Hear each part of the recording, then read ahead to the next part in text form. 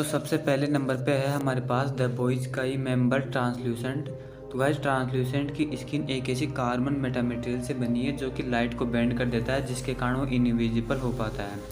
और इसके साथ ही उसकी स्किन डायमंड जैसी हार्ड है, जिसको पेनिट्रेट कर पाना या उसको काट पाना नियरली इम्पॉसिबल है।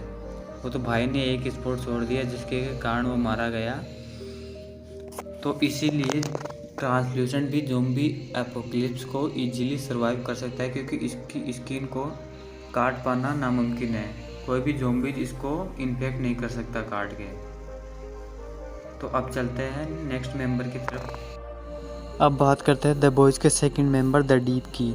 तो द डीप को आप एक्वामैन की एक सस्ती कॉपी बोल सकते हैं, हालांकि यह उसके जितना स्ट्रॉन्ग नहीं है।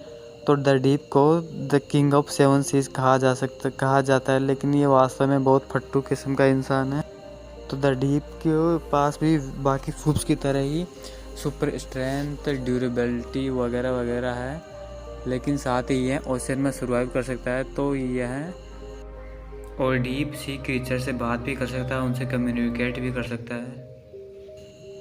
अगर ओशन में चला जाए तो वहाँ पर इजीली सर्वाइव कर सकता है, क्योंकि कोई भी ज़ॉम्बीज़ पानी में सर्वाइव नहीं कर पाएगा या वहाँ पर जिंदा नहीं रह पाएगा।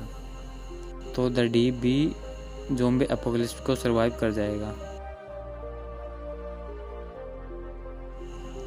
अब बारी द बॉयज़ के थर्ड मेंबर और फास्टेस्ट मैन अलाइव। दुनिया के सबसे तेज आदमी नहीं चूतिए हो। एक ट्रेन की। तो ए ट्रेन के पास सुपर स्पीड है, और उसकी स्पीड फ्लैश और बाकी जो पिक्चर हमको बाकी यूनिवर्स में दिखाए जाते हैं उतनी तो नहीं है, लेकिन फिर भी वह अपनी सुपर स्पीड से सिर्फ दौड़ने से ही लोगों के चीथड़े उड़ा सकता है। तो यह भी, और इसके पास भी बाकी सूप्स की तरह सुपर स्ट्रेंथ, ड्यूरेबिलिटी वगैरह वगैरह है।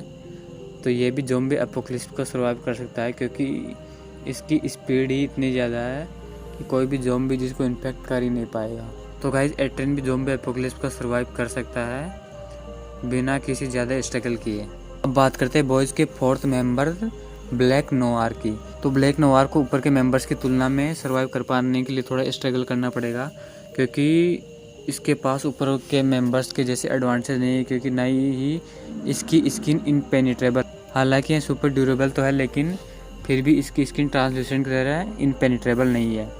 हमने देखा था कि एक सूप के जो ब्लास्ट होता था उससे इसको भी डैमेज पड़ा था। और ना ही ये ओशन में सर्वाइव कर सकता है, और ना ही इसके पास सुपर स्पीड है, लेकिन ये अपनी स्पीड, ड्यूरेबिलिटी, एजिलिटी और रिफ्लेक्सेस से ज़ॉम्बी एपोकलिप्स को सर्वाइव कर सकता है।